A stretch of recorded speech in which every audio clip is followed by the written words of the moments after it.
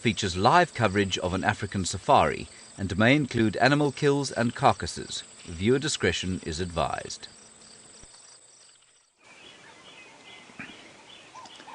Good morning everybody. Dawn has broken here in the northeastern corner of South Africa. We're hopefully going to find you some lions on this Safari Live.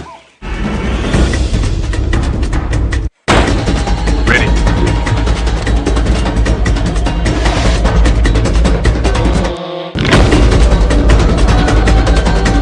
Standing by.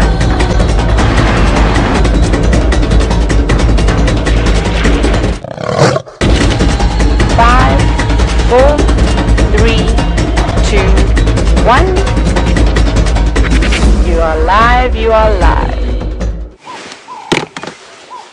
Hello everybody, it is a very chilly 11 degrees Celsius, 52 degrees Fahrenheit here.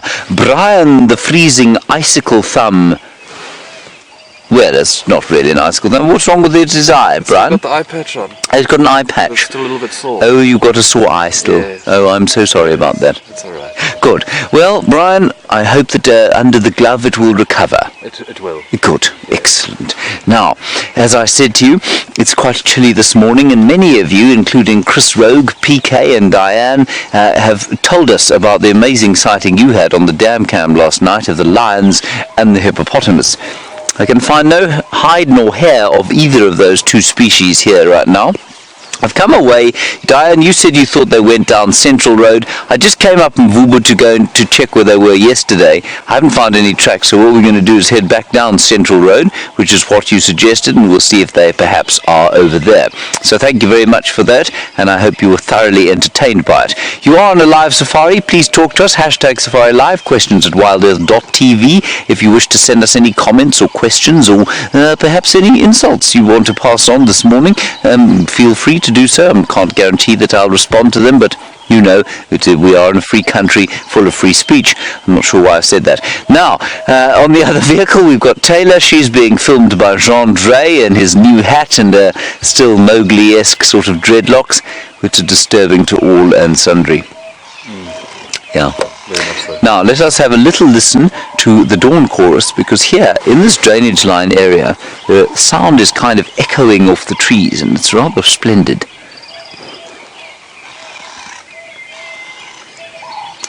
You can hear the orange-breasted bush shrike. You can hear Shivambalana, the emerald-spotted wood dove, going.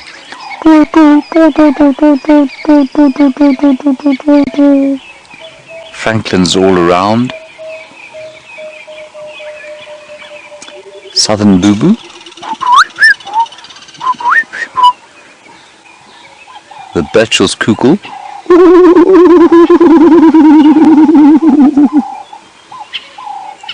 The ring-necked dove.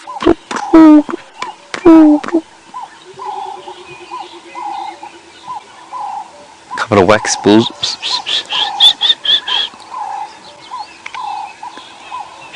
Awesome.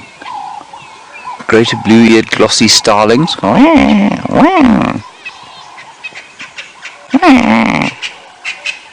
Crested barbets.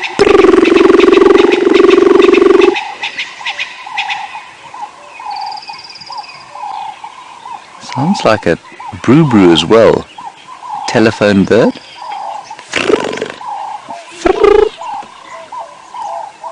Isn't that gorgeous?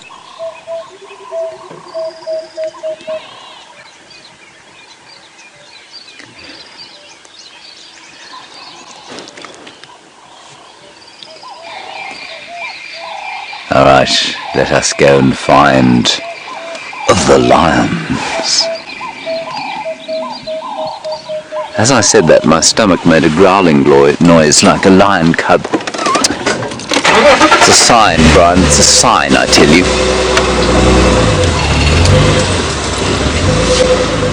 Okay. Well, we turn around here, and I try not to bash Brian to death with a tree. Let's head across to Taylor and find out what her plans are on this chilly morning. Sorry, Brian. Morning. The people this morning and we are here free this morning. And my name is Taylor, and on camera with me we've got Jean-Dre. So it's Jean-Dre and my first drive this morning. How exciting is that? Woohoo! We're going to be lots of singing. We all know that I can't sing very well, so I think Jean-Dre is mainly going to be doing the singing. And our plan this morning is to try and locate on Tundi, who I've never seen before, and see how she is doing. I don't know exactly where that sighting was, but we're going very slowly along one of the lines, and hopefully we are not sad or anything along those lines. I think it's just freezing cold air meeting my eyeballs, and they don't seem to agree with each other this morning. So we're going to carry on. Hopefully find Tundi, and hopefully those cover around. How exciting would that be? I'm just going to change. I also did see something walking up along the road. It could have been possibly a big Inyala bull, but we'll see when we get a little bit closer. And enjoying the show. We are on a live safari, and good morning to you. Well, good morning here in South Africa. Good afternoon perhaps to some of you, good night to others. And if you'd like to chat to myself and James, you're welcome to either hashtag Safari Live or send us an email, questions@WildEarthTV, that's the address. And then you can most certainly have lovely conversations with James and I this morning. Now, Jean-Dre said the lions were calling lots and lots last night, so I hope James gets lucky and perhaps finds those lions doing something quite amazing. So because I don't know exactly where the sighting is, I'm sort of looking for quite a bit of activity on the roads or just off the road. That will help me give an indication as to where exactly she was. But we're in no rush this morning, we're just taking it easy on this fine Thursday morning. And the sun is coming up, it's really going to be quite spectacular. I'm sure James would have shown you the sunrise though, it was a beautiful one. Lovely and orange today. Oh, but we do have some... Oh, we haven't seen the sun. Okay, we'll show you the sun then. Have a look at the sun quickly. Let me get us into a nice spot as well. Oh, so sorry. Did you hear that squeak? Goodness gracious. There is the sun. Oh, look at that. Who's running across the road? Guinea fowl. Look at all that. That's perfect timing. The silhouette of guinea fowl as they cross the road. And that is the beautiful orange color that I was telling you about. Look at that sun just creeping through in the middle of your screens. I find it quite special, and I'll wake up early every single day of my life so that I get to see the sunrise every morning. How quickly it's coming up. My goodness. And then the guinea fowl are going again.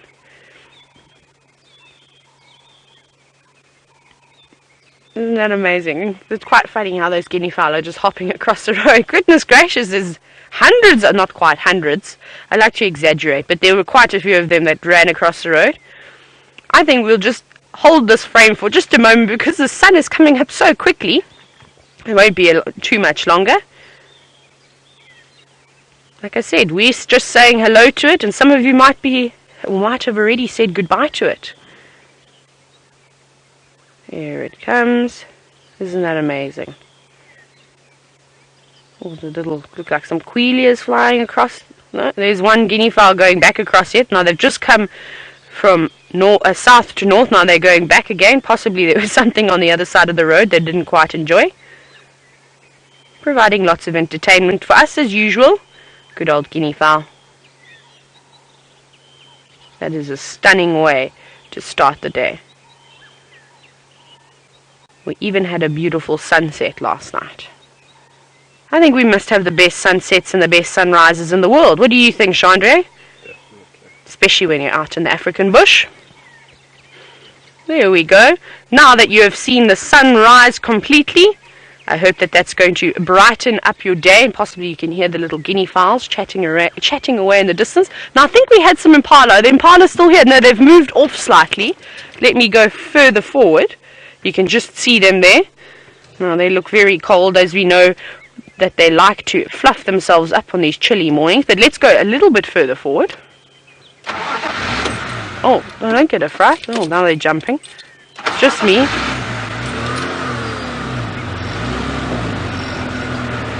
There's quite a nice herd of them here. Let's see, here we go. Now you can see how freezing cold they are. They're all standing in a lovely line for you. Sorry, I keep parking. This road is not the most level road. So you'll see every now and then I make Gendre's life very difficult for him. Quite a few of them. Now, it's only about 51 degrees Fahrenheit here, which is frosty. Not quite frost, but to us it's freezing cold.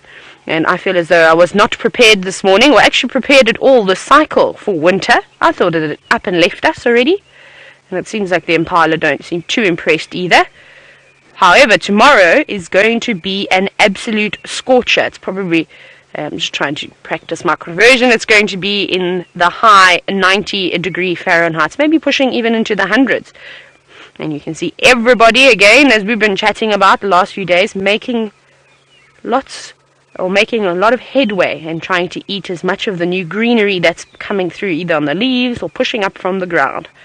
Now, the grass doesn't seem to be growing anymore, unfortunately. It's the leaves' turn. They are coming out in full force, and I must say it's going to make walking quite interesting in the next few weeks as these trees fill out and the brush becomes a lot denser than what we've been seeing it sort of dry and miserable over the last few months, but it's refreshing. Here we go, you can see that lovely Impala ewe plucking out all those new green shoots. And a big male at the back as well. All got their heads down though. A little bit fluffed up, not too bad. And always on alert. That's what happened just now when I started jigger. They all got a little bit of a fright and bounced around, but then they settled down again. Well, there's actually two lovely boys that we're looking at. They're going to start chasing each other around again. I can hear Impala alarm calling. We need to go up ahead, everyone. You can see those Impalas staring. And then Nyala came running straight towards us, and I can hear the Impala alarm calling. Let's race away quickly. Let's go. See what's happening. It doesn't sound like it's too far off the road. Now I'm wondering if we aren't getting to the area where Thandi was seen. Or someone's talking on the radio. Now I know most of you at home are quite worried about Thandi's cubs. Let's see, I've got some waterbuck here. I've got a waterbuck running.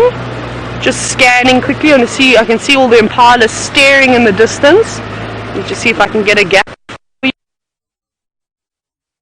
Down there, see that waterbuck doesn't seem too phased. There is a group of Impala. It might be difficult. There we go. You can just see them now. They're all staring away from us. They're sort of staring a little bit sort of southeast, and they're actually walking towards. Here we go. Did you hear that alarm call? It's coming from just up in front of us. They're all looking. But the others don't seem to have started alarming just yet. Okay, let's go up a little bit further where I can hear these alarms exactly. Now, sorry, I was saying that I know that a few of you are quite worried about Thandi's cubs, and you have all right to be worried, but I don't think panic just yet. I think that pretty sure that those little ones managed to get away. Now you see, I see lots of vehicle activity here, so I suspect that this is where Thandi has been, and I think that those cubs ran quickly, and with Mom's very quick response, I'm sure she would have chased those baboons away. But let's have a little look here. Like I said, lots of vehicle activity turning around. I'm going to stop again. I can see there's another Impala straight through down in the distance. And I wonder if that wasn't the one that was alarming. You can just see very, very difficult. Looks like a tree. Male Impala standing there.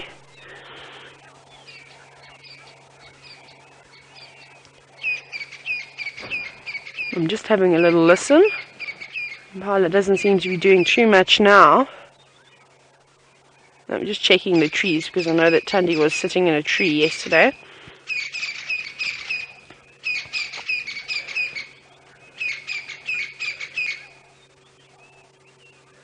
Yeah, I can actually see leopard tracks, that looks like, or is it maybe baboon? Just having a look on the road. It's quite difficult. They're quite close down here. I'll have a proper look now. I have a feeling that this is exactly the area where Thandi was. So we need to just listen and look around.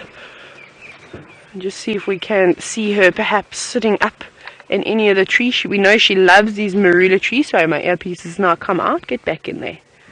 I thought it would be cold. I didn't think it would want to jump around too much today. I can't see anything yet. I'm going to go up a little bit further again. Oh, yes.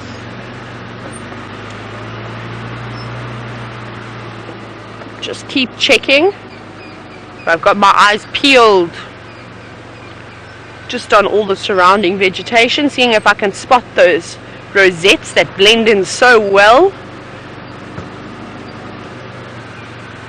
Right, no, it doesn't look like there's anything here just yet, but obviously we heard those Impala alarming. Now, unfortunately, we all know we can't off-road here, but while I carry on searching, I'm going to drive up and down a few times and sit and listen, and while we do that, let's go see how James's search on the Nkuhumas is doing.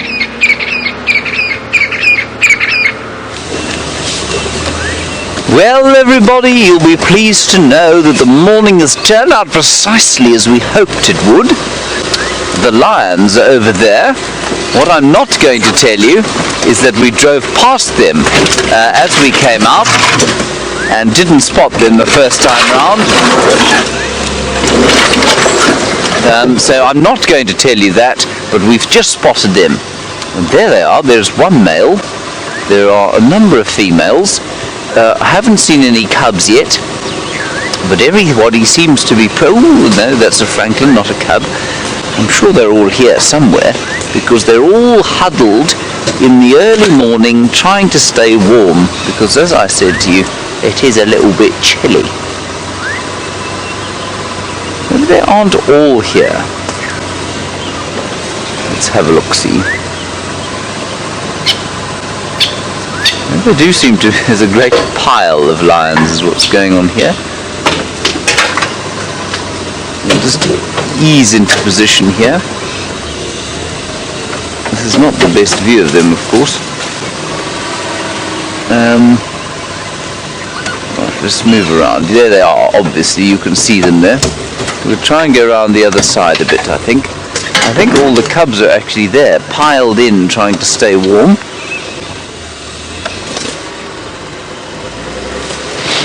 So we're just below the dam. You can see the dam wall in front of us.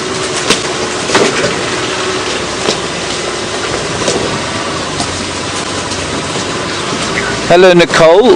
You want to know if there's a reason that baby lions are not called, baby lions, leopards and tigers and jaguars are called cubs and not kittens. There's going to be a bit of a crunching noise now, everybody.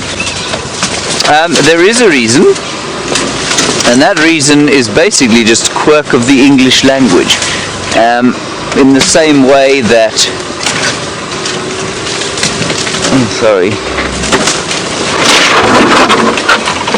I'm just trying to think of another example.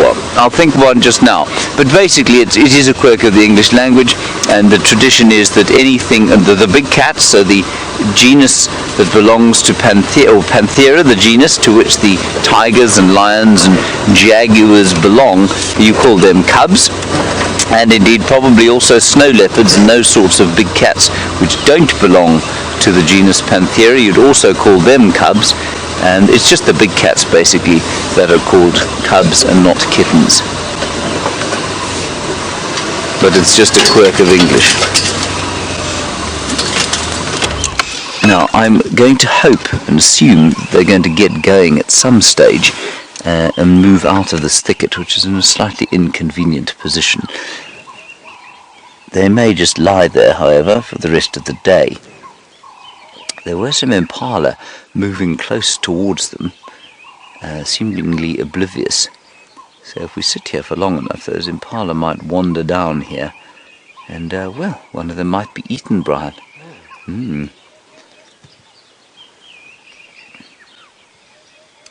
Now, quite interestingly, if we look at the male, Brian, if you don't mind going to the male and just behind his mane, what you can see there, just that sort of grey bit behind the bush, it looks a little bit like that mange. And I was watching yesterday from the tent in the afternoon while Brent and Brian were with the lions here. And Brian, I don't know about you, but it does look to me like that one cub is looking a bit mangy. There are a couple that look a little bit mangy. Couple of them looking a bit mangy, which is worrying to me. I'm not sure how well they'll do, given that the sticks now I think only have 2 left, possibly even 1, maybe even none, and that is probably due to the mange. Now, I think these guys will probably have a better chance of surviving it because they've been eating so very well. I think that one young female who had the 3 teddy bears produces really good milk. I've never seen such fat little lion cubs, and so I think they're probably in pretty good nutritional state, and that will in all likelihood allow them to kind of get through the difficulties associated with being sick. The Styx Pride seemed to be rather neglected, I thought. Not very good gangsters, the Styx Pride. This is a particularly good crime family that we're looking at now, the Nkuhuma Pride.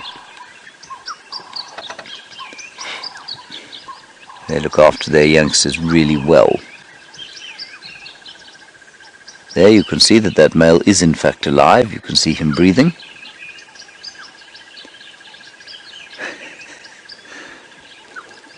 I've never seen lions in this temperature so asleep.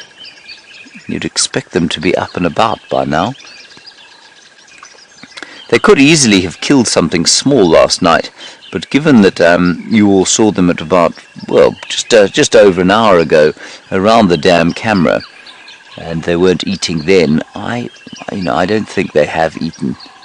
They're probably just in need of a bit of a rest. I'm hoping the cubs will get a little bit active before the main day's sleep, but who knows.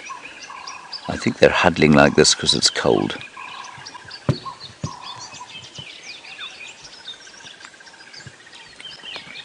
Hello Stephanie, you're wondering if this male is going to stay with the pride until another female goes into estrus. Stephanie, the answer is not necessarily. I think he's probably here because one of them is going into sort of proto-estrus. We think maybe Amber Eyes is pregnant. I'm not sure about that myself. I haven't had a good look at her.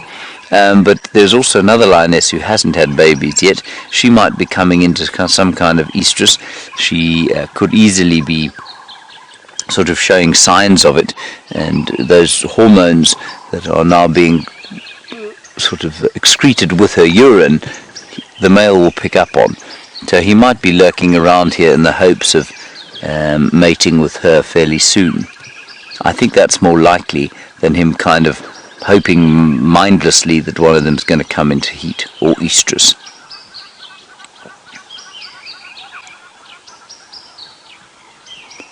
Lots of beautiful bird call around us. You can see exactly why the lions are snoozing here. It just seems like a particularly comfortable spot to be. The sun has just peeped up now. You can see it's going to start to bathe this Tambuti grove in very pleasant light soon. And with any luck, these cubs will get up and do something deeply exciting. They may just lie right there though. Might also try and reposition slightly so we can get another view of them. I'm just struggling to think how I'm going to do that without creating some kind of disturbance. But this is not the best lion view we've ever had, is it, Brian? No, it is not. Alright, let's have a go.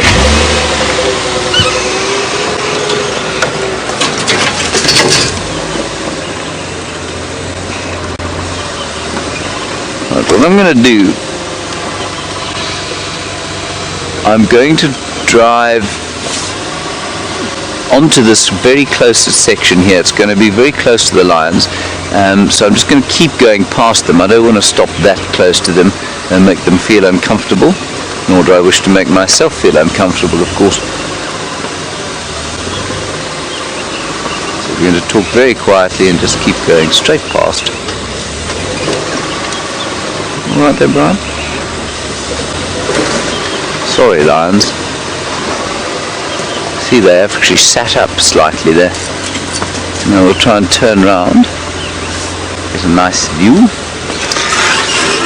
Michael, you're wondering about mange in the Styx Pride and whether or not, I think your question was, is it not the mange rather than the... Ow.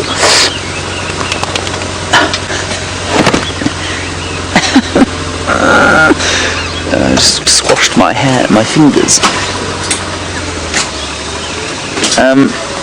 You're wondering if it's not the mange rather than the neglect that has caused the Styx Prides to not be so well. So in other words, if they hadn't had mange, would the mothers have been more successful?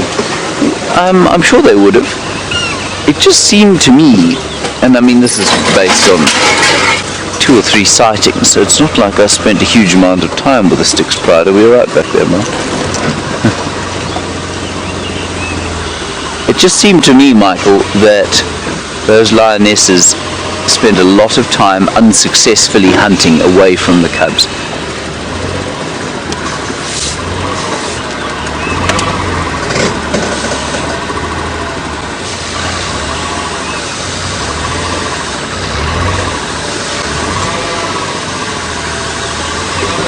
How's that, Brian? Now we are very close to them, but they don't seem to be reacting to us at all. In fact, if anything, they've managed to get themselves into even deeper slumber than they were before.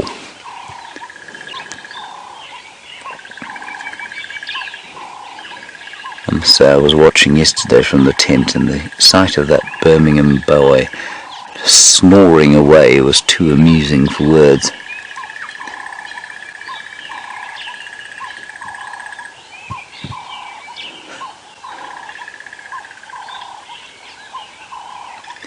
Hello, Kathy. You say, what is that bird calling in the background?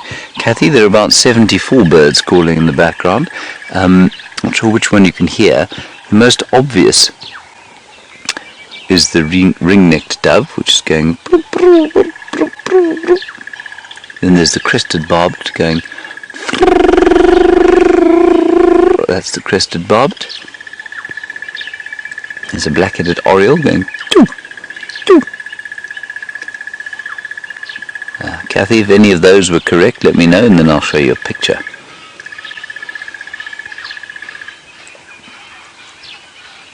Ah, there's a teddy bear, Brian. Fast asleep. Next to another one, which is also fast asleep.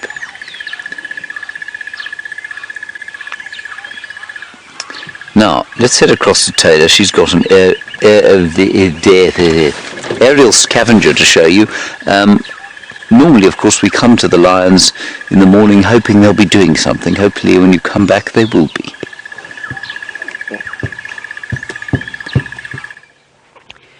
We have got a Bateleur perched in a marula, grooming itself.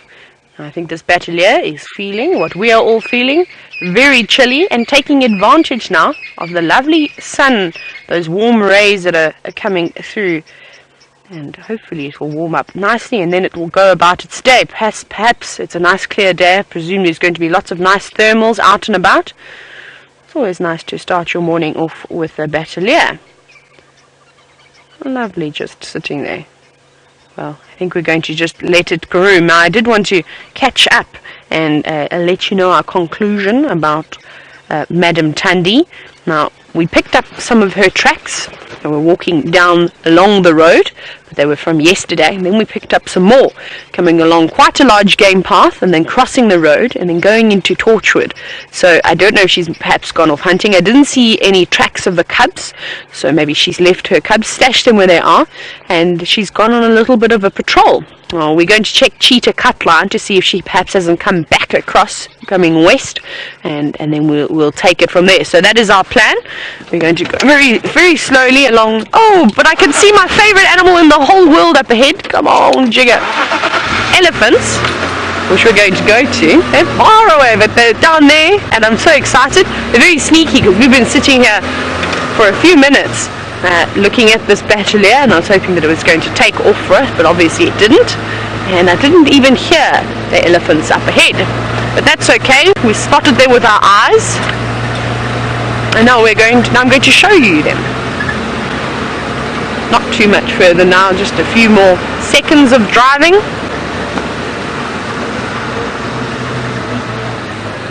Let's see how many elephants are here.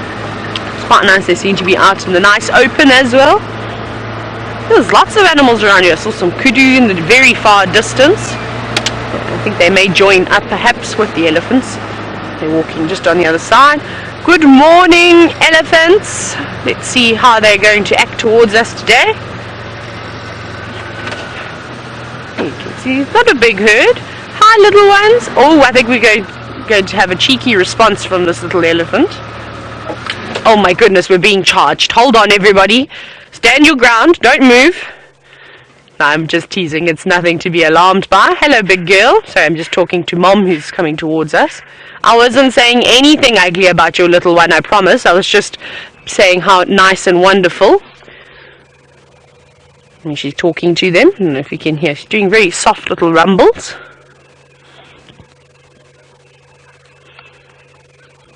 Oh, I'm disappointed we didn't get a big charge from this little elephant. Obviously still learning how to be brave. I'm just crossing over there, almost for reassurance. Yeah, a little family group. It's very nice. There doesn't seem to be any more elephants. It's just the four of them. Look at that lovely golden light. You can see why that Bateleur was sitting so nicely up in that tree, warming up, like I said. And Jeandre and I were discussing how pleasant it is when we are still. So I'm quite glad that we managed to find these elephants. I didn't have to carry on doing too much driving.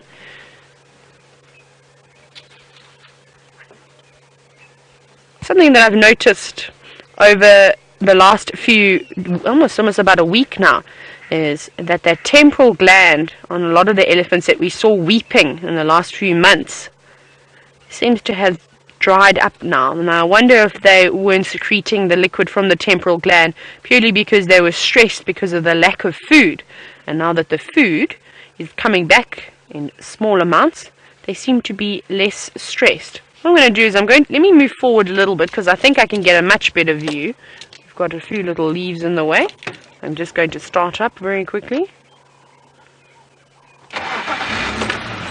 No. I keep forgetting I have to turn the key a little bit longer with Jigger. I'll get there. Hello, girl. Yes, I think this is going to be quite nice, and we're going to have a lovely view of the little elephant who's smelling us.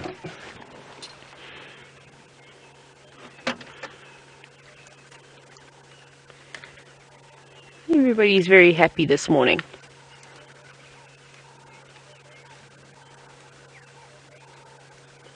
Well, that little one's trying to do too many things at once. It was sticking its back leg out and then trying to stretch its trunk out.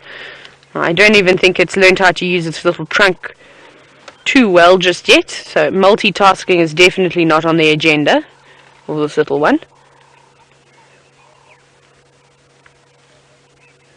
Move out of the way. Bossing the older sibling. There you go. Now we're going to watch it try and pick some leaves off. Oh, you're actually doing not a bad job. Well done. That was good. I'm not giving this little elephant enough credit. It's been practicing quite often. Well, it must have a tutor and trunk usage. See there. Those are tiny little leaves. Now, for a young elephant, that would normally be quite difficult to pluck those little fresh leaves from. Looks like it to be a knobthorn. The knobthorn leaves aren't particularly big, so I think maybe this elephant is almost a year old. The fact that it's able to do that so well done, little elephant. I'm impressed. So I take it back. I think you can multitask. However, you haven't multitasking until you can eat and you can use the facilities, the luxury toilets at the same time. Then I think that you have succeeded in life if you're an elephant. If you can do both of those. Very efficient then. Out with the old and in with the new at the same time. It's a great way. And now they're slowly disappearing.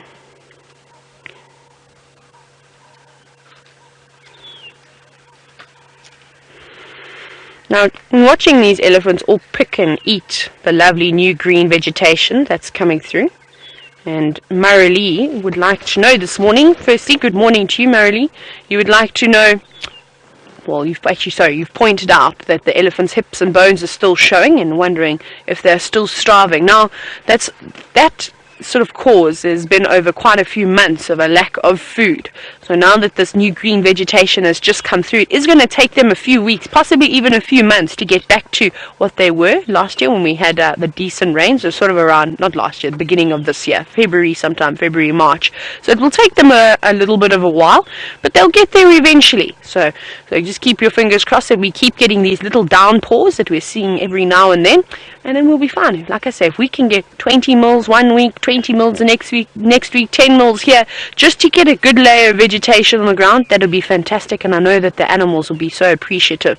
And like I said, those temporal glands are slowly starting to dry up, so they're not as stressed as what they were. And like I said, it's my opinion, of course. I think it was because of all the lack of vegetation. Now that it's come back, there's no need to stress so much. But they're moving quite far off into the distance. See if we can get another little gap through the thicket.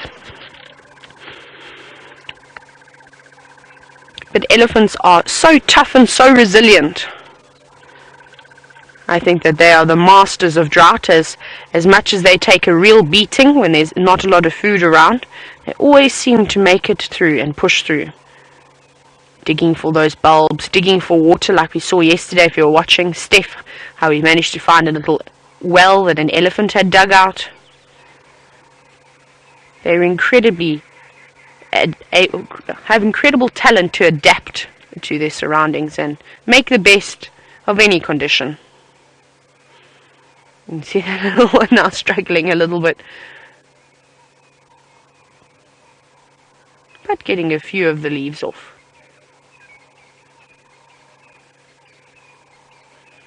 Here we go. You're doing a fantastic job. Keep plucking away. You can see this Ellie seems to have moved away from Mom quite a bit. It's getting a little bit of independence. Some of them are braver than others. I always find they think that they're the most brave when they're about 6 months old. They're not worried if Mom moves off in the distance. There we go. Not getting too far away though. Now moving closer to Mom.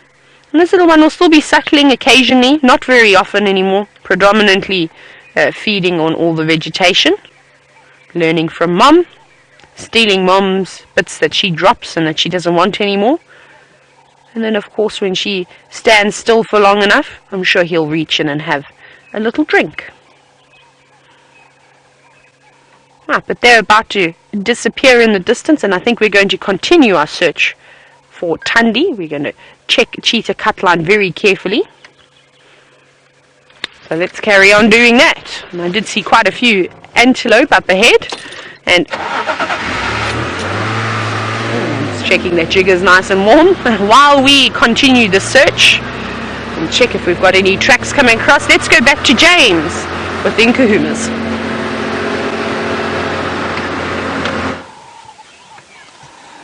There is high action here, everybody. That male lion has lifted his head up and is now cleaning himself. Brian and I have been almost completely unable to contain ourselves. It's so exciting. We're not going to be here for very long, everyone. I think we'll just spend a bit of time here and then we'll press on to see what else we can find. Just not the greatest position in the world, and these lions, well, you can see they're not doing a great deal.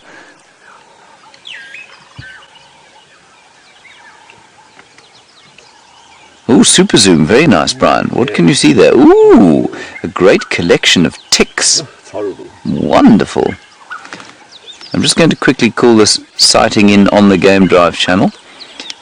Stations located in Nkuhuma Pride, south of Gari Dam, in the drainage line. Animals are static. What that will result in, everyone, is 3 or 4 people saying, "What have you got there? What have you got there?"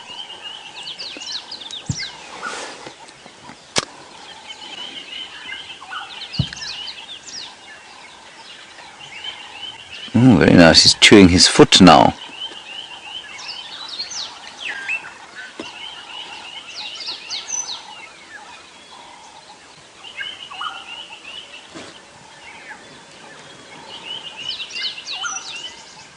Hello James Richard, you've asked a question that is impossible to answer because I didn't actually hear the disease. Can you say the disease again please, Kirsten?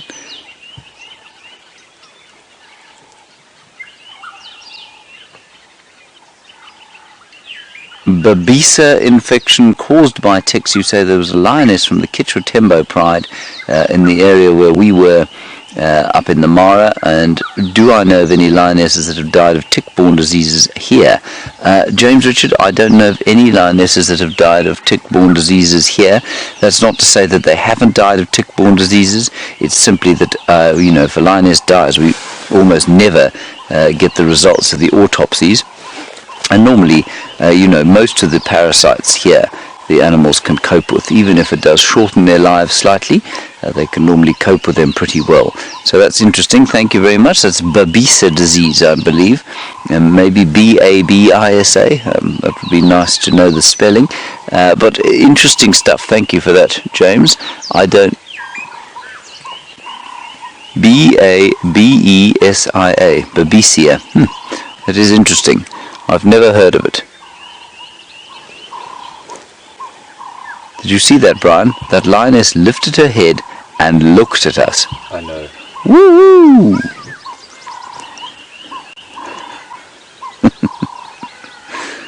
Oh, and then she twitched again. We missed it. Oh, sorry. Look. Oh, good grief. There was a cub lifting its head with what looks to be fairly mangy ears. That is worrying to me, I must say.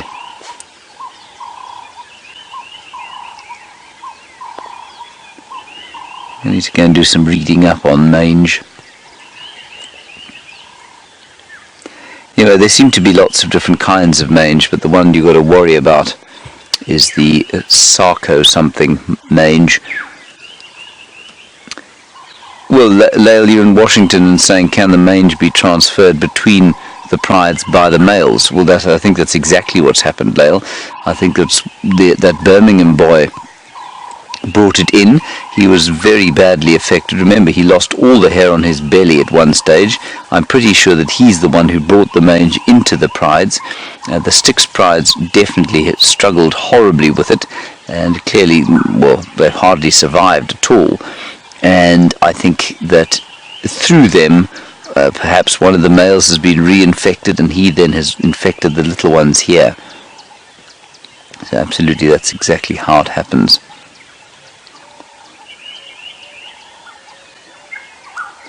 Oh, there's some sleepy lion. In the background, a cuckoo, everyone, the African cuckoo.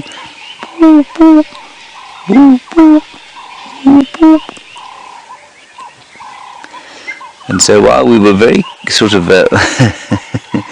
very smugly almost saying, well, look at the Styx pride down there, they're not doing so well. We referred to them as street children, which wasn't very nice of us, of course.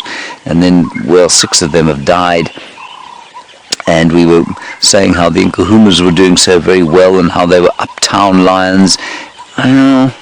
It's early days, and that mange seems to be rather insidious. It takes a very slow, steady time to infect the lions. And as it does so, they lose their hair, but just from scratching, I think, from the incredible itch that they feel.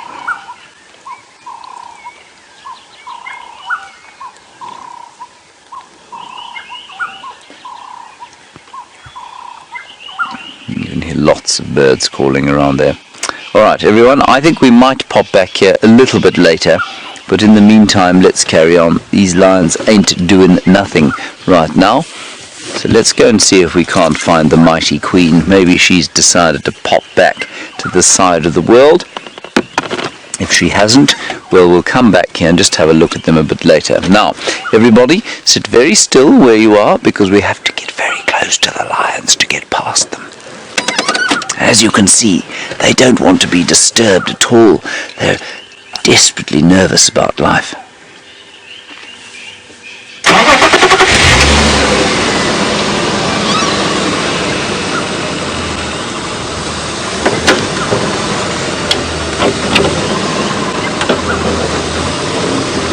Hello, Robert. Was it Robert E or Robin B? Hello, Robin B.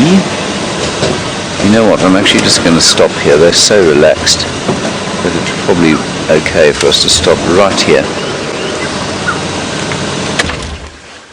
So I'm just going to talk a little bit more quietly. Robin B, you want to know what happens to the ticks once they fall off, engorged.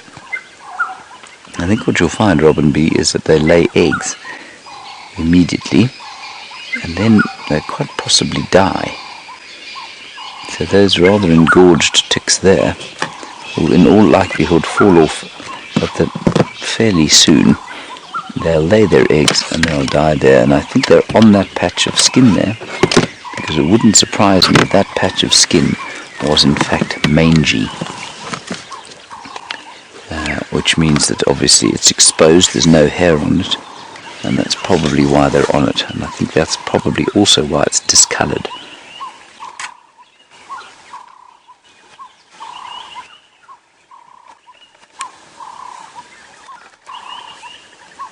There you can see the light just beginning to catch him now as he licks his feet with those vast teeth. And I don't think that that's a coincidence either. I think it could easily be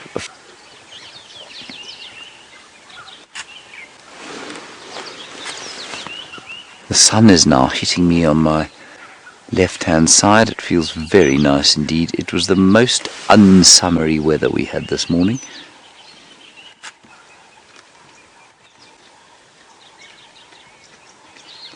Isn't that gorgeous light now? Even though these things are still fast asleep, we'll give them 5 more minutes, given that it looks like some of them are starting to wake up slightly, making an effort for TV. They don't seem to be too impressed by the fact that they're alive, do they, Brian? No. No.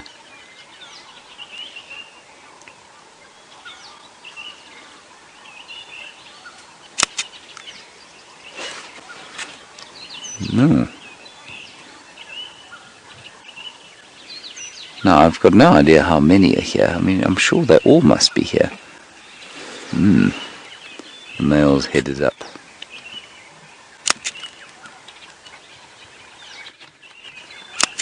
That's interesting, Jono. You say with the increased pond levels, in other words, the water, the standing water, would the mange be reduced because they're able to bath? No, John, I don't think it would. I don't think that the water would necessarily help at all.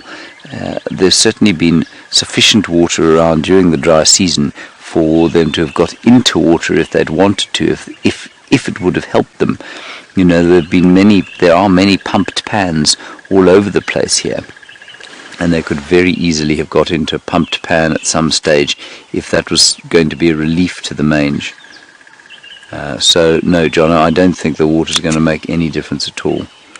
He smelled something there, but he's too lazy to actually get up and find out what it is. Oh, there we are, as I say that. Sorry to cast aspersions on you, old fellow.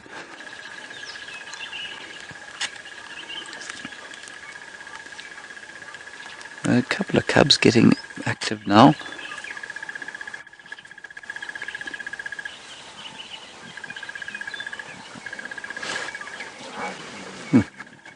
He's a magnificent fellow, isn't he? Giving Brian the evil eye. Like I say, we are quite close to them, so if he does start to look vaguely uncomfortable, we'll move. Oh, he's got a bit of a limp. This is not the same Birmingham that was with him yesterday. This is not the same? No. Oh, that's interesting. Do you hear that, everybody? Brian says this is not the same lion that was with them yesterday. What's the difference, Brian? The other one has the hole in his face. And the other one's got that very obvious hole in his face. That's quite interesting. Thank you for that, Brian. Would you like to say anything else? Any other gems of information you'd like to share? No, not right now. Not right now. No. Okay. Well, I can't unload all the gems. No, you can't unload all the gems all at once. No. It's a good point. Wouldn't want you to strain yourself. No. No. But it is interesting. So where's the other one gone?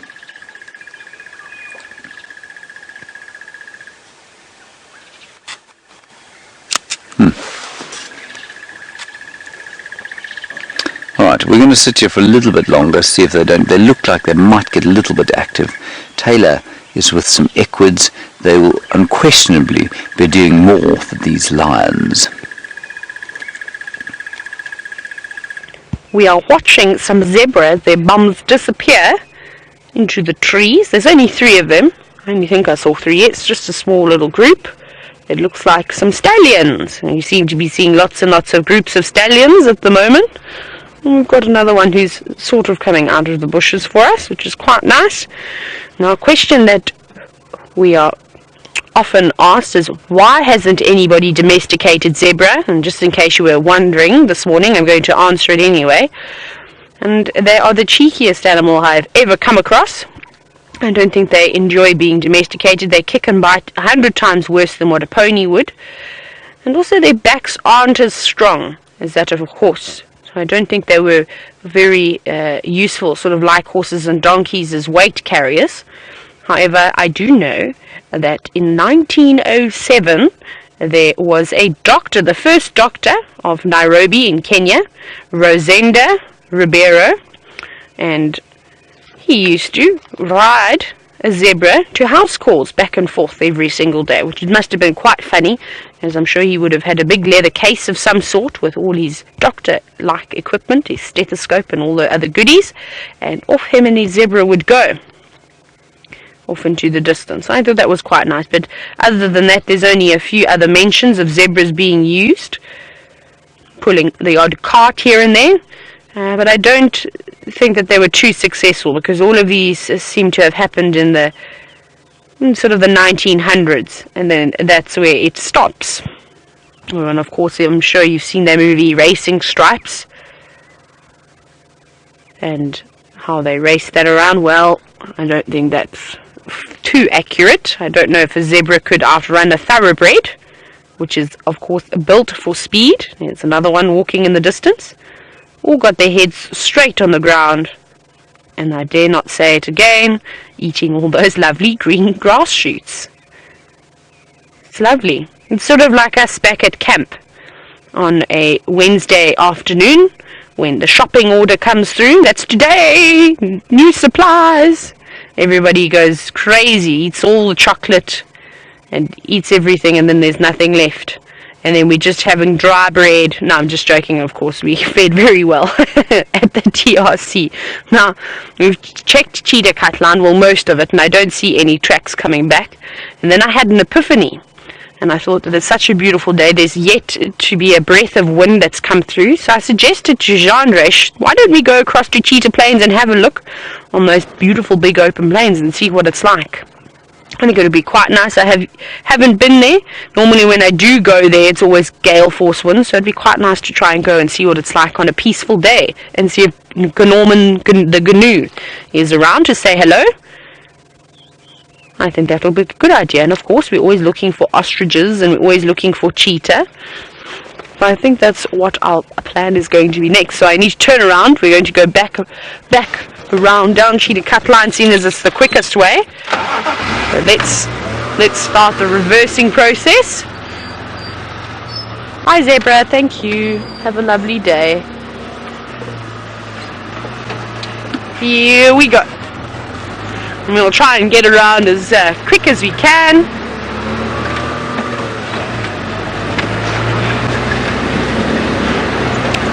Yeah, and hopefully I'll actually make it to the plains this time. The last time I went to Cheetah Plains, I got stuck in a roadblock with elephants and then spent about, how long with them? Probably about an hour and a half with the elephants, and never made it to the plains because it got too dark. We've got some so much happening, squeaky brakes. We've got a Senegal Lapwing. Okay, I'm just trying to get it in the gap. You see it there? Well, there were quite a few of them that were flying, and they seem very upset. Perhaps they're a little bit upset with me. They're making a bit of a call. I don't know if you can hear them. And now you can see this one racing away. They are ground-dwelling birds, so there is some chance that there may be a nest on the ground. You hear them and see them calling, and you keep quiet.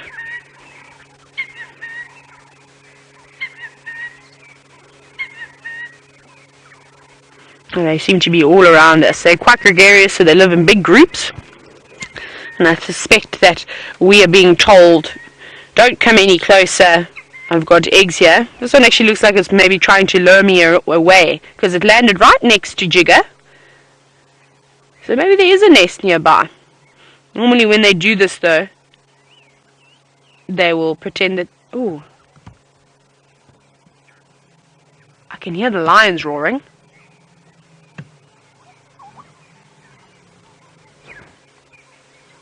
It's very far away though. But they're calling. So I'm not sure what's happening there, but I'll leave that to James to try and find out. That was quite nice behaviour by the Senegal Lapwing. So what I was trying to say is that normally when they try and lure us away, the ground-dwelling birds, they pretend that they've got a broken wing and sort of dangle it down to the ground. And if I was a jackal or a serval or some small predator, then I'd be quite excited by that, because I'd stop looking for the eggs and I'd go, ooh, well, that bird's got a little bit more sustenance in it, I'll go for you. And I don't know if you've ever had the opportunity, to see a jackal, especially jackals, they're quite funny, following those birds around. There's another one, just flew off. And they lure those jackals far away, quite a few hundred meters. And the next minute then they just pop their wing back in again and fly off. And you see that very sort of, not a nice look on the jackal's face, that he'd been played. But it actually, I'm quite happy that we're going back down here, because we're going to cross the area where Tundi was last seen yesterday. Maybe she's popped back again. I haven't heard anything on the radio just yet, but we'll have a little look-see when we go past. Right. We're also going to go back past the Bateleur. Maybe the Bateleur is still sitting in the tree. So it's warmed up really nicely now. We're going to stop complaining about the cold. Even as we're moving, it's not so chilly anymore. It's amazing, the power of the sun and how it's able to warm us up. And we've got some turtle doves on the road. Let's see if we... No, don't fly. Let's pull off like this. And you can see the turtle doves. Sorry, I'm askew again. And it's just pulled off the road slightly. Can you see them there? Now watch how this turtle dove walks. It cannot at all walk in a straight line. It's impossible for these birds to walk in a straight line. I'm going to show you what their tracks look like. See there? Zigzagging like a drunk person. Going from one side of the road, into the other side of the road. And it's the easiest track to identify in the bush once you realize their walking pattern.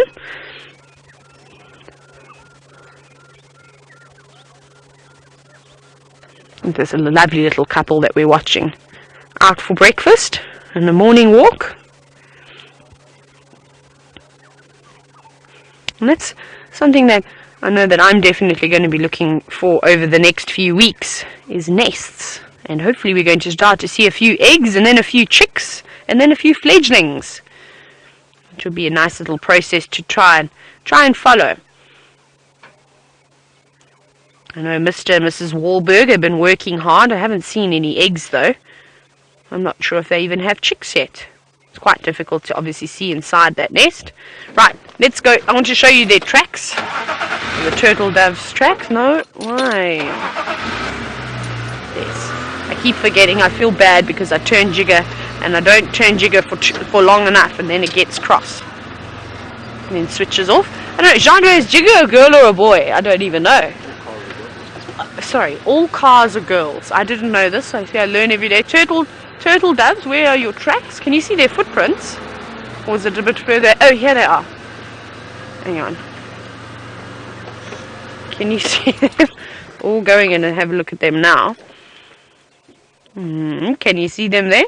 Those funny, looks like little 3 forks in the ground. Now, see how that track, it's just impossible. They cannot walk in a straight line.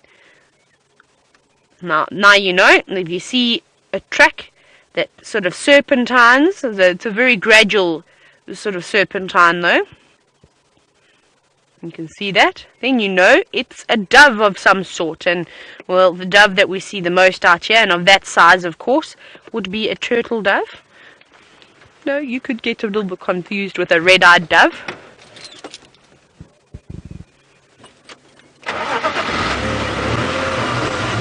Now, just chatting about the strange technique of walking in a sort of serpentine pattern. I know Debbie was wondering if there's any advantage to them walking like that. Maybe Debbie. I suppose by them walking like this, they're feeding, I think, more effectively, I suppose. They're not just walking in a straight line and missing whatever is around them, because they're mainly feeding on seeds and things like that. So I think by bobbing and sort of weaving as they go along, they're feeding on a much wider area. I'm not actually even sure.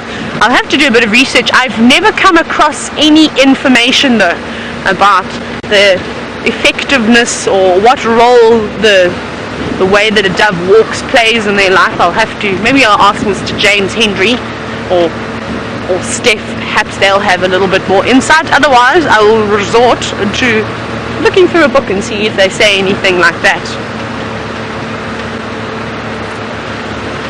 It's quite an interesting one, and that's what I enjoy every day, chatting to all of you back at home watching this, is that while you're sitting there, you are all able to, oh sorry, hang on, I'm just trying, got so much chatting going on. Let me turn this radio down. Sorry, I'll get back to what I was commenting on. But my favorite thing is is that you are all asking different questions. Everyone's brain works so differently, and we all think of different things or different ways to ask questions. So I really, really love that. I definitely find since I've been working here, I've been getting a lot more unique questions that I've never been asked before. So thank you for all of those tricky questions that come through. It's really great. It's nice to get your brain working. And I know that there's another Debbie on that is watching us this morning. Good morning, the other Debbie. I hope you're enjoying watching so far. Debbie wants to know, is there any difference between a male and a female turtle dove? No, not really. They're pretty much exactly the same. So you can learn size, weight, spot on. So it's very, very difficult. I've got some more birds. We're having a birding morning. We've got white crested helmet shrike. No! My squeaky brakes. I don't know if you saw them flying. Oh, they're right up on top of that tree. Can you see them up top there? Yeah. Here we go. We've got one. Let's hope it stays still. You can see it in the middle of your screen. There it is, hiding its head away. We've got white crested helmet shrikes. Also pretty noisy birds. Though this one seems to be sitting quietly, again enjoying the morning sun as they ruffle their feathers and give themselves a good groom and preen themselves. They're very, very chatty birds. Normally always squeaking, chatting as they fly. Got a very gurgly call. I don't know if I can do it very well. It's quite a complex call. I didn't see either. Normally they're in big groups, but I only saw about 2 or 3. Actually, I can only see 2. I don't know where the rest of your friends are at. You can see they're reaching back a lot. Often they have these preening glands sort of at the base of their tail. Oh, got a fright and off they go. And we particularly see it quite often with ducks and the water birds. They obviously need to waterproof their coats. Their preen gland is much larger and is secreting a lot more of the oils.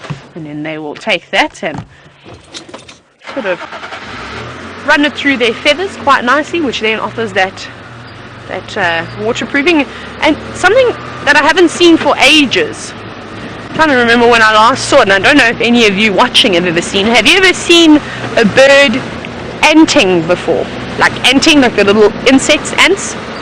It's quite amazing. You get 2 different types of anting, and it's a way that the birds will actually help clean themselves. So you get active and passive anting. Now, passive anting is, maybe now that I'm going to tell you about this, possibly you've seen a bird. Have you ever found a bird that's been completely dazed, just sitting on the ground, not flown into a window and stunned itself, nothing like that, just sitting with its wings sort of spread out on the ground, very relaxed, Actually, I'm going to stop to tell you this because I find like I'm going to do lots and lots of hand actions, and then I feel as though I can't do them properly when I'm driving because I like to use my hands. Sorry, I keep parking in these wonderful gaps, and poor Jean-Ray is having to work extremely hard this morning.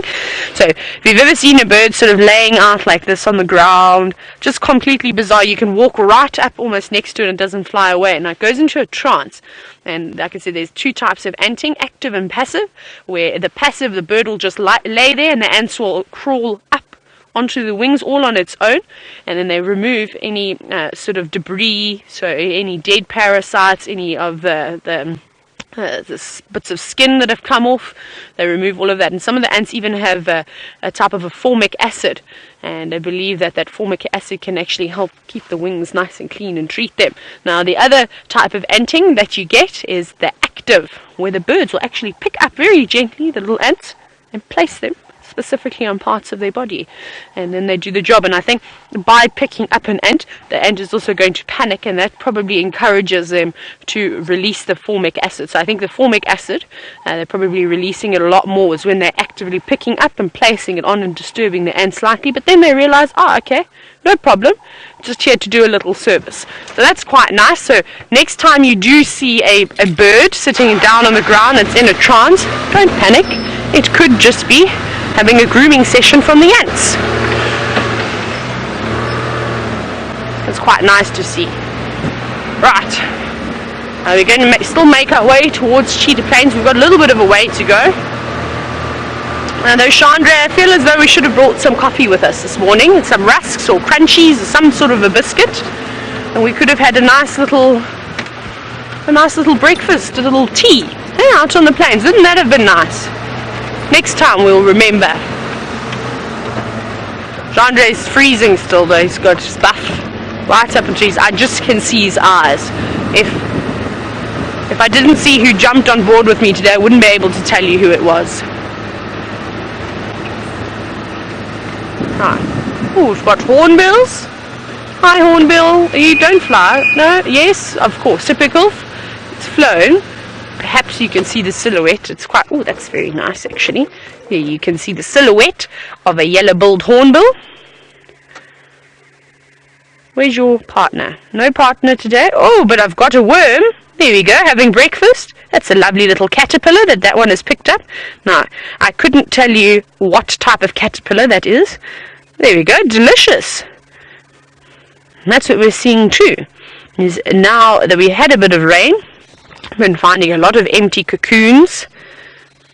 I mean, lots of empty eggshells on the underside of leaves from the variety of little worms and caterpillars that are coming about. And it's perfect timing because there's lots of obviously green leaves for them to feed on. And then soon we're going to see them either turning into butterflies or moths.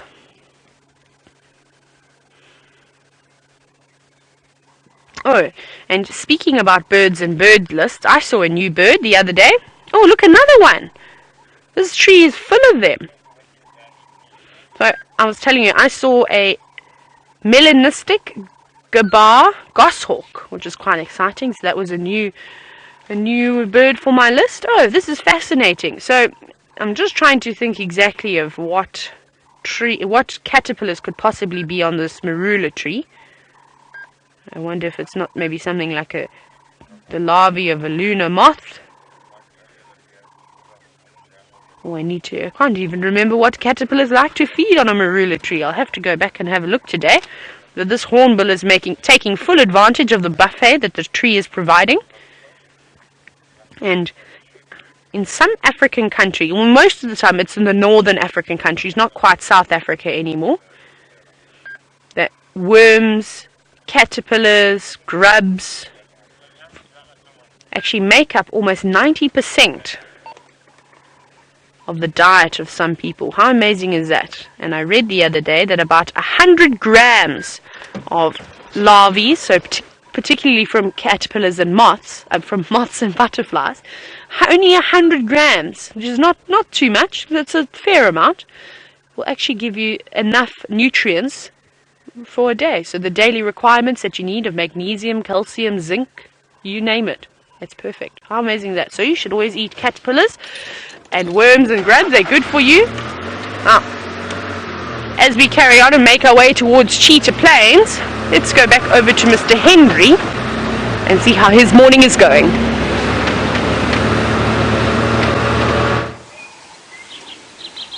I have to tell you, everybody, my morning has become deeply, deeply relaxed. The sun is shining on the left of my face. Brian's back is warming up. He's looking all smiley at the moment. The lions have got up a little bit. Well, one or two of them have, but the male has been providing us with some amazing looks. He keeps lifting his head and looking at Brian, then kind of sleeping again, and then he lifts his head and looks very regally into the sun before doing what he's doing now, which is, of course, sleep. We're going to sit here for another 5 minutes, and then we're going to press on and see if we can't find something else. But the light was just too gorgeous, the feeling of the sun on our backs too wonderful for us to move just yet. And in the background you can hear a chagra calling, black-crowned chagra.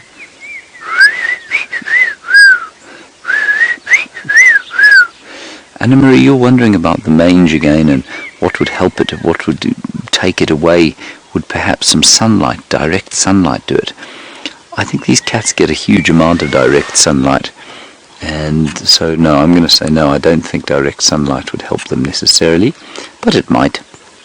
I think it's mainly going to be their nutritional status and how healthy they are, and that will determine whether or not their immune systems are able to cope with it and fight it off, because no question that one Birmingham boy who had it, and I'm not sure which one it was actually, that one Birmingham boy who had the mange, he got rid of it, and so clearly he was eating sufficiently, there were no nutrients missing in his body, and his system got rid of the disease. But as we all know, with just about all diseases, young and very old are the ones that fall victim most often to diseases. And here we've got some very young cubs, and you know, the jury's out as to whether they could cope with a full-blown mange infection in the same way that an adult might be able to. And if I'm not mistaken, I mean, they're pretty much the same age, if not younger than those Styx cubs. In fact, they are slightly younger, especially in the case of the teddies, which are the 3 youngest.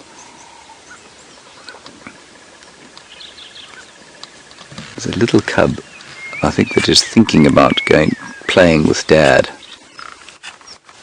Look at that. Oh, that's my favourite. I love watching male lions with cubs. Isn't that cool? Kenneth, you want to know if we ever interfere with the cubs in a disease like this? Kenneth, we don't. That said, there was talk of an intervention here. And that talk, I think, was born of the fact that, well, you know, there's been quite a lot of death as a result of this mange, and that's really not ideal for tourism. It's not necessarily good for conservation either. But, I mean, as far as I understand it, in order to get rid of it, you've kind of got to treat them 5 or 6 times. I don't think you can just treat it once. And so, you know, were it a question of one quick application of some kind of medicine, either through a dart or either darting them and then washing them, you know, I think then probably the discussion would be much more seriously had with a little foot. But because I don't think it can be treated like that, I think it has to be treated on a regular basis for a number of weeks. I think that the chances of the Sabi Sand and the authorities generally in this area deciding that it's a good idea to intervene, I think there's a very small chance.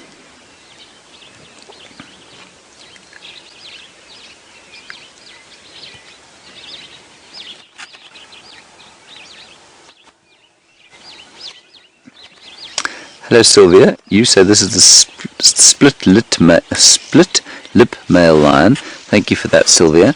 And Sylvia, that's great stuff, because what we are going to tell you about fairly soon, and I think Brent and Jamie will probably tell you about it at the fireside chat on Sunday, is that we're going to be naming these Birmingham boys, and we're going to give them some official names, and then we won't, you know, refer to them as 1, 2, 3 and 4.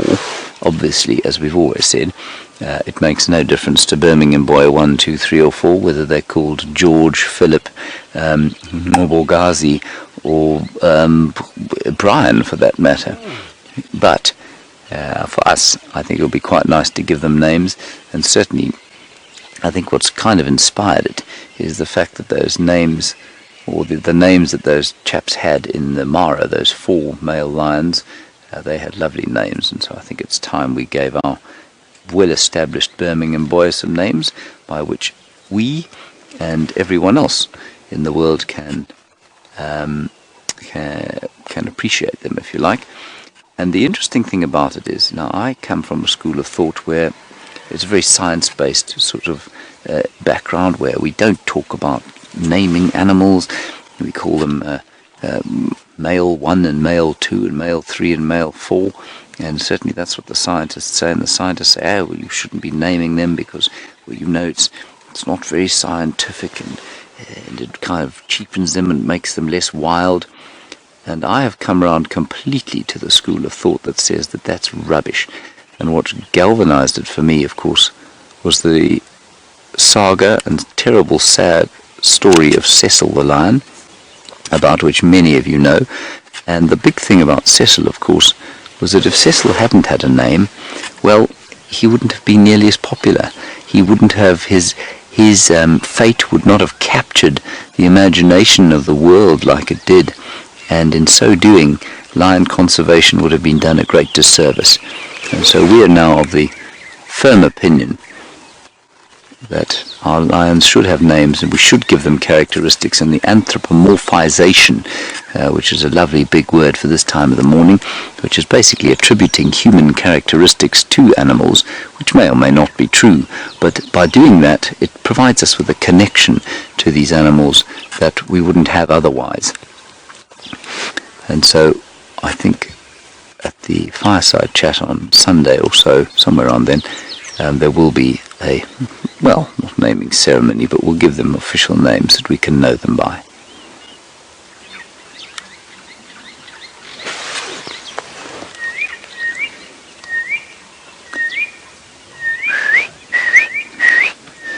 And just in case you're feeling a little bit left out, most of the names will be from the names that we've come to know them by on Safari Live. This was the male that had the mange on his stomach. Look at that.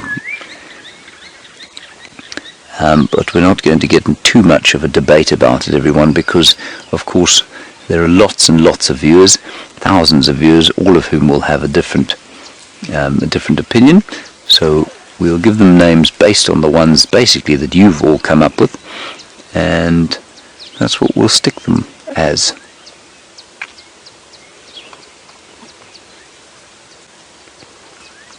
So I think this was the fellow that's recovered from mange. He's probably the reason, unfortunately, that there's mange in the area, which isn't very good of him. Alright, we're going to sit here. I see the cubs are getting a little bit more active, so we'll spend a bit more time here. Let's head across to Taylor, who's got morning bacon.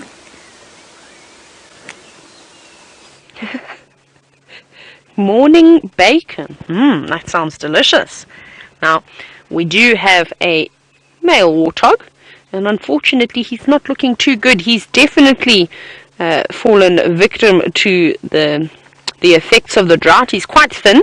However, you can see he's very happy now. He's on his knees and he's munching away at all the grass, and I suspect that's why he's not too bothered by us, is because there is lots of nice grass around here, and at the moment the only thing that he's interested in is eating and putting on condition again. And in my opinion, I think that the warthogs suffer quite severely, unfortunately, in the droughts. And I think, if not, I think probably the worst, more so than buffalo and hippos and elephant. And Jandra and I were just chatting, and we said that we never ever get to see warthogs standing still. Normally they're racing off with their tails in the air, and you're just catching a quick glimpse of them. And I said to him that I've found, since I've been in the sands, that normally in the drier months we see these young warthog males, and they tend to be quite relaxed, but it's normally just after we've had a little bit of rain, and they're desperately looking for food. Because remember, when there isn't very much food around and they spend their time running away from things, they're using valuable energy. So I think they become a little bit more complacent just because they have to. And if they race off all the time, eventually they're going to burn away and start eating into their fat resources. And obviously they don't want to do that. Well, not too much. Very happy munching away. And one of my favorite things to see is watching warthogs eat marula fruits. It's quite hysterical how they all race around at the base of the trees looking for every last little marula fruit that they can find. Now, we're still en route to Cheetah Plains. We'll go up a little bit further. Let's see how this warthog relaxes. Or reacts. Hopefully it relaxes.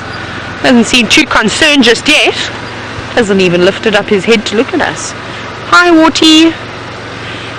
No, still no luck on Tundi. I suspect that she's maybe gone back into Torchwood. There we go. So we just want to have a little look. I'm going to carry on going slowly past him, and then I'll try and get ahead of him. So you don't have to run. Don't mind us. We don't want to eat you. Even though James said bacon, he was just joking. Don't take him too seriously. There we go. Well, you can see he's quite small. So he seems to be quite a young warthog. I don't think more than about 2 or 3 years old. Maybe not even quite 3 years old. You can see the tusks are not too big. Coming back towards us. Hello. And a big male warthog can weigh up to about 80 kilograms. I've seen one that was quite big, larger than some humans that I know. But that warthog, I think, was quite old and an exception. Normally, only big male will get to about anywhere between 50 and 60 kilograms. Very happy. Now go back to where you were. There was lots of nice green grass there.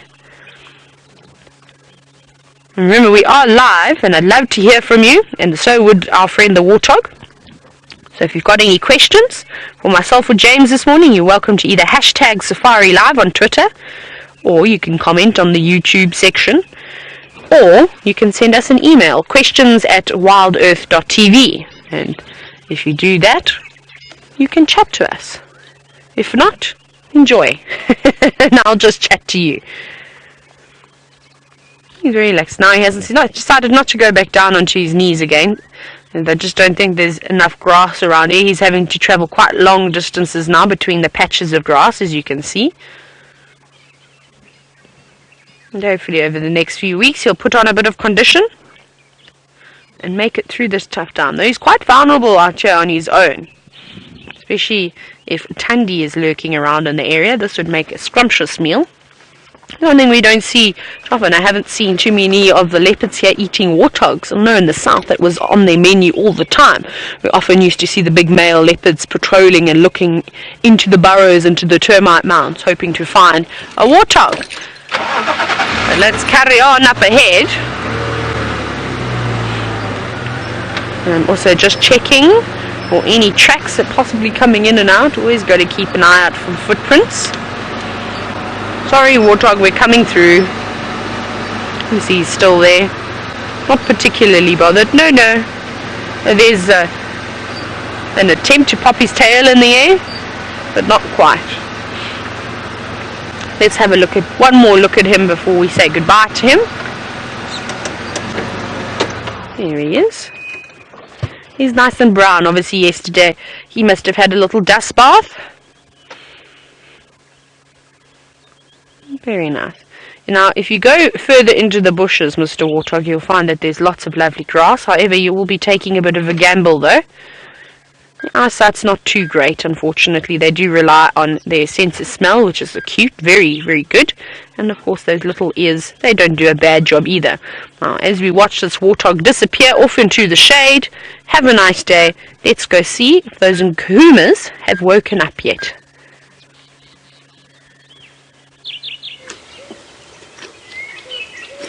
Now, here we are, everybody. We're still here, and the rather amazing scene of the smell lion trying to get rid of his ticks is assailing us. And he's got lots and lots of horrid-looking ticks there on his back. And again, those ticks can provide some kinds of diseases, as James Richard pointed out to us. but very few of them will make a difference to the animals here. And it sparked a memory in me, so thank you for that, James, about how it is that animals have evolved out here. And one of the major drivers of animal evolution, and their one of the major drivers of strategy to picking mates, is getting over these parasites. And the obvious ones are ticks, of course, but then you do get the mites. They are parasites and parasitoids. They're the ones that cause things like sarcoptic mange, which these chaps have, or some of them have. And getting over those diseases and the constant attacks from parasites and parasitoids and viruses and bacteria, well, you've got to have a very strong immune system to do that. And the best way to maintain a strong immune system within a population is wide genetic diversity. And it's one of the crucial things, apparently, that drives the evolution of species, is the avoidance of disease, including our own. And apparently, if you were to count the number of parasites living in and on your body, you would be absolutely astounded, especially at the brilliant work that your immune system is doing, keeping them at bay and keeping them from taking you out. It really is incredible when you get into it to understand how many parasites and things there are all over us.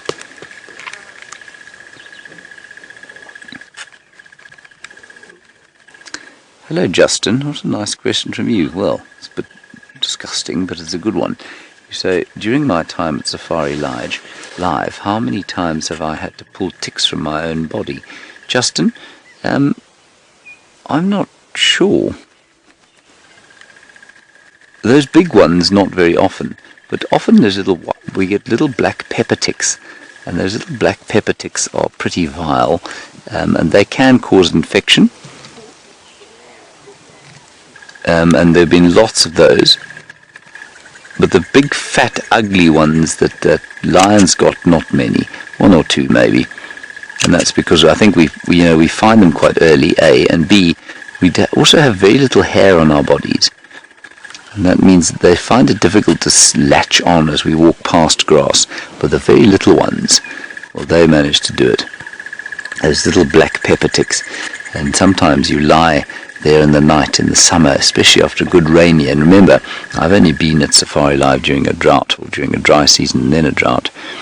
What you find is you could, after a good rainy year, you'll lie in bed and scratch and scratch and scratch the lower parts of your legs, because the ticks will bite you there.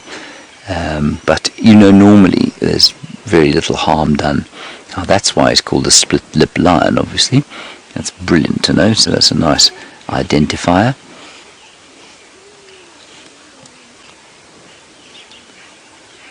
If there's tooth, then that's a scar. That's a fighting scar, probably from a kill.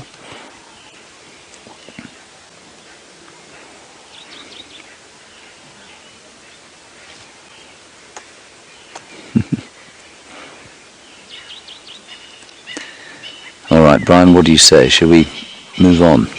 We've been saying we're going to move on now for at least an hour, but it's been so very comfortable sitting here in the sun. But I think now is the time, Brian, for if we are going to perhaps give ourselves a little bit of a chance of finding the Queen, it's possibly time to do that now. Now, everybody, sit very still. We're going to start the car. So I said we're very close. You can see the lions are deeply panicked by our presence here, aren't they, Brian? Now, absolutely terrified. Here we go.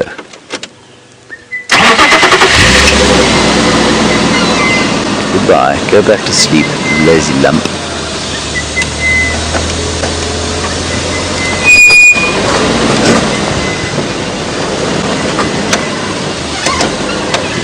Right, let's see if we can get out of here. Some people there, up on the dam wall, watching the lions, wondering how it is that we were so close to them. Well, we're in a very little car, you see.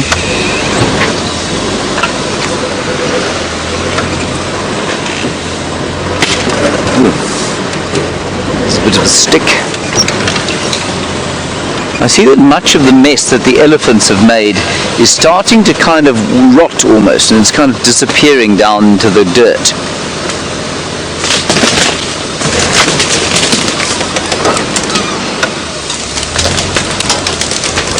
This is not good. This is not good, Brian. I might be murdered by this tree. Josh, I missed your question, sorry, I took fright at this tree. Let's have it again. Something about genetic diversity.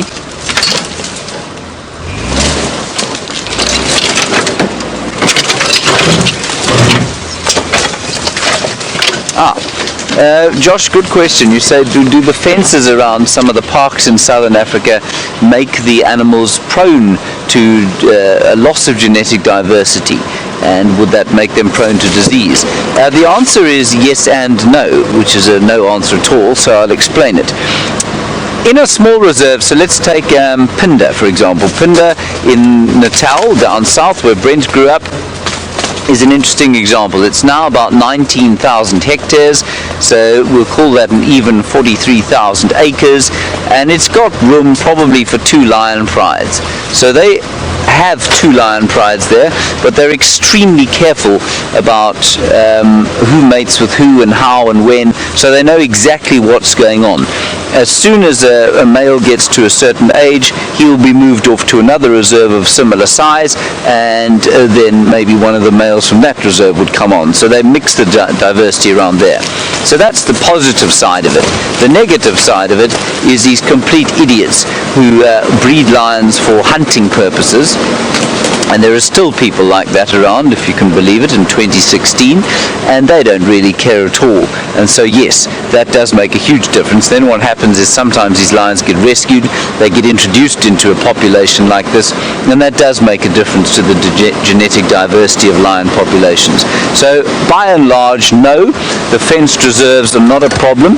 It doesn't mean that there's going to be a loss of genetic diversity as long as the reserve managers have half a brain, which most of them do. So that's the kind of answer there, Josh. But in an area like this, although the Kruger's fenced, the Greater Limpopo Transfrontier Park, 8.5 million acres or 3.5 million hectares, I mean that's a huge space of land. And it's big enough for the population genetics to kind of sort themselves out without too much intervention from us.